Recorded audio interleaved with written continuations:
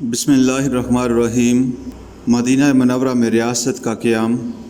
سامعین، رسول اکرم صلی اللہ علیہ وآلہ وسلم کی بعثت سے قبل مدینہ منورہ میں کسی قسم کی ریاست کا وجود نہیں تھا۔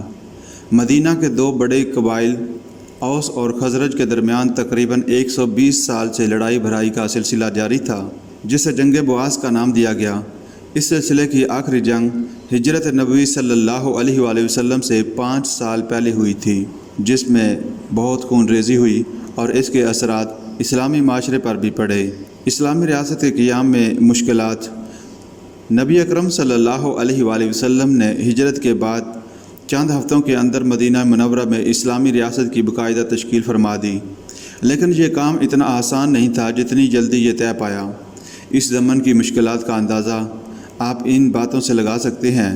اوس اور خزرج دونوں قبیلوں کے لوگ مسلمان ہو گئے تھے، لیکن ان کے باہمی تعلقات اس قدر کشیدہ تھے کہ اوس کے لوگ خزرجی امام کے پیچھے اور خزرج کے لوگ اوسی امام کے پیچھے نماز تک نہیں پڑھتے تھے۔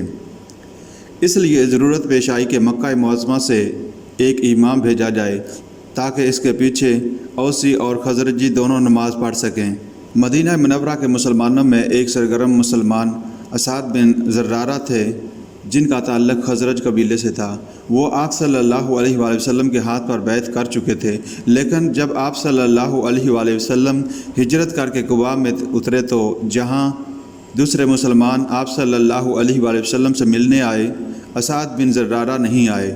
آپ صلی اللہ علیہ وآلہ وسلم نے پوچھا تو معلوم ہوا کہ جنگ بعاث میں انہوں نے قبیلہ اوس کے کئی لوگ قتل کر دیے تھے، اس لیے وہ اوس کے علاقے سے نہیں گزر سکتے، جبکہ قباء میں آنے کے لیے انہیں اوس کے محلوں سے گزرنا پڑتا تھا۔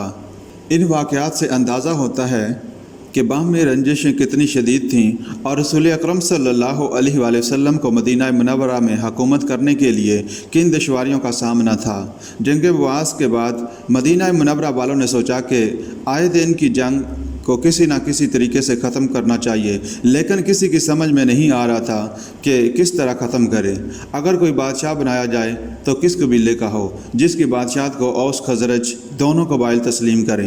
خزرجی قبیلے کا ایک سردار عبداللہ بن ابی بہت مالدار شخص تھا اور خزرجیوں کو توقع تھی کہ اوس بھی اس کی بادشاہت کو تسلیم کر لیں گے، چنانچہ اس کے لیے تاج تیار ہونے لگا اور چند روز میں اس کی بادشاہت کا اعلان ہونا تھا کہ رسول اکرم صلی اللہ علیہ وآلہ وسلم ہجرت کر کے مدینہ منورہ تشریف لے گئے۔ اب اوس اور خزرج کے مسلمانوں کو عبداللہ بن ابی سے کوئی دلچسپی نہ رہی۔ اس کا نتیجہ یہ ہوا کہ عبداللہ بن ابی آپ صلی اللہ علیہ وآلہ وسلم کا سخت دشمن ہو گیا، ساری عمر منافق رہا اور آئے دن اسلام کے لیے مشکلات پیدا کرتا رہتا تھا۔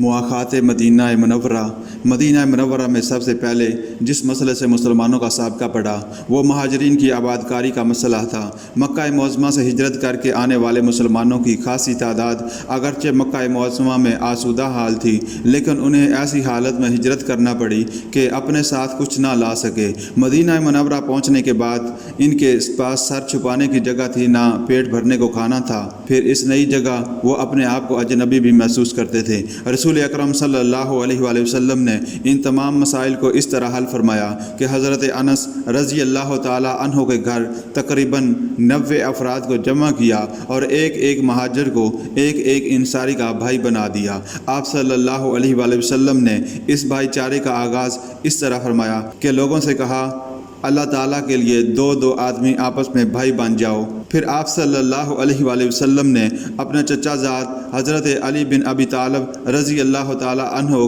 کا ہاتھ اپنے ہاتھ میں لیا اور فرمایا، یہ میرے بھائی ہیں۔ پھر ایک مہاجر اور ایک انصاری کا ہاتھ پکڑ کر ان کو اخوت کے رشتے میں منسلک فرما دیا۔ اس رشتہ مواخات کا یہ اثر ہوا کہ مہاجرین کو ٹھکانہ مل گیا۔ انہوں نے اپنے انصار بھائیوں کے تعاون سے کاروبار اور معاشی جدوجہد کا آغاز کر دیا، اور یہ خاصا مشکل مسئلہ ان حضرت صلی اللہ علیہ وآلہ وسلم کے حسن تدبر سے بہت آسانی سے حل ہو گیا۔ مہاجرین ان حضرت صلی اللہ علیہ وآلہ وسلم کے فیض صحبت کی وجہ سے اسلام کے بارے میں خاصی معلومات رکھتے تھے، جبکہ انصار کو ابھی یہ موقع نہیں ملا تھا۔ مواخات کا یہ فائدہ ہوا کہ مہاجرین کے پاس جو علم تھا اس سے انصار بھی واقف ہو گئے۔ سامعین، رسول اکرم صلی اللہ علیہ وآلہ وسلم مہاجرین اور انصار کو آپس میں بھائی بھائی بنا رہے تھے۔ سامعین، کیا آپ نے کبھی غور کیا ہے کہ رسول اکرم صلی اللہ علیہ وآلہ وسلم مہاجرین اور انصار کو آپس میں بھائی بھائی بنا رہے تھے؟ پھر آپ صلی اللہ علیہ وآلہ وسلم نے حضرت علی رضی اللہ تعالی عنہ کو اپنا بھائی کیوں بنا لیا، جبکہ آپ صلی اللہ علیہ وآلہ وسلم خود بھی مہاجر تھے اور حضرت علی رضی اللہ تعالی عنہ بھی مہاجر تھے؟ اس کی وجہ یہ ہے کہ حضرت ابو طالب رضی اللہ تعالی عنہ کی معاشی حالت اچھی نہ تھی، اور حضور اکرم صلی اللہ علیہ وآلہ وسلم نے نبوت ملنے سے پہلے ہی حضرت علی رضی اللہ تعالی عنہ کی کفالت اپنے ذمہ لے لی تھی۔ چنانچہ آپ صلی اللہ علیہ وآلہ وسلم نے جو ذمہ داری مکہ معظمہ میں اٹھائی، مدینہ منورہ آنے کے بعد بھی اسے برقرار رکھا، اور ایک تو اپنے آپ کو کسی انصاری کا بھائی نہیں بنایا تاکہ یہ نہ کہا جائے کہ آپ صلی اللہ علیہ وآلہ وسلم نے اپنی معاشی ذمہ داری کسی دوسرے پر ڈال دی ہے، اور دوسرے حضرت علی رضی اللہ تعالی عنہ کی ذمہ داری بھی خود اٹھا لی تاکہ کسی کو یہ بات کہنے کا موقع نہ ملے کہ آپ صلی اللہ علیہ وآلہ وسلم نے جو ذمہ داری اٹھائی تھی اسے چھوڑ دیا، یا آپ صلی اللہ علیہ وآلہ وسلم نے مواخات کے ذریعے اپنی اور اپنے خاندان کی معاشی ذمہ داریاں دوسرے لوگوں پر ڈال دیں۔ میثاق مدینہ منورہ میں اسلامی ریاست کا قیام ایک معاہدے کی روح سے ہوا، جو مہاجرین انصار مدینہ کے یہودیوں اور غیر مسلم قبائل کے درمیان ہوا۔ اس معاہدے کو میثاق مدینہ کہتے ہیں۔ ہجرت مدینہ کے تھوڑے دن بعد ان حضرت صلی اللہ علیہ وآلہ وسلم نے مدینہ منورہ کے متفرق قبائل کو جمع کر کے ان کے سامنے یہ تجویز رکھی کہ وہ آپس میں ایک مرکزیت پیدا کر لیں اور دشمن کے مقابلہ میں متحد ہو جائیں۔ چنانچہ سب فریقوں نے اسے قبول کیا اور ایک معاہدہ لکھا گیا جو 52 دفعات پر مشتمل ہے۔ یہ معاہدہ نہ صرف اسلامی ریاست کا دستور قرار پایا بلکہ انسانی تاریخ کا اولین تحریری دستور ہے۔ اس معاہدے کی اہم دفعات: تمام فریقوں کو مذہبی آزادی حاصل ہوگی، خون بہا اور فدیہ کا وہی طریقہ جاری رہے گا جو پہلے سے راج ہے، جنگ ناقابل تقسیم ہوگی، ہر فریق جنگ کی صورت میں دوسرے فریق کی مدد کرے گا، البتہ مذہبی لڑائیاں اس سے مستثنیٰ ہوں گی، کوئی فریق قریش کو امان نہیں دے گا، مظلوم کی مدد کی جائے گی اور کوئی فریق قاتل کو پناہ نہیں دے گا۔ نزاعی امور میں فیصلے کا آخری حق رسول اللہ صلی اللہ علیہ وآلہ وسلم کے پاس ہوگا۔ اس معاہدے کی بدولت نبی اکرم صلی اللہ علیہ وآلہ وسلم نے مدینہ منورہ میں شہری ریاست کی بنیاد رکھی، مختلف عقائد و نظریات رکھنے والے متحرب گروہوں کو متحد کیا اور اسلام کو بین الاقوامی طور پر متعارف کرانے کا آغاز کیا۔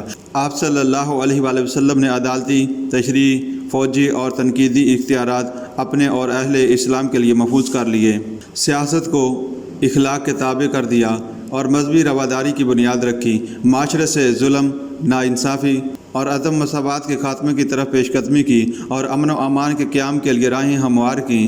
الغرض میثاق مدینہ آپ صلی اللہ علیہ وآلہ وسلم کے تدبیر اور سیاسی بصیرت کا شاہکار ہے۔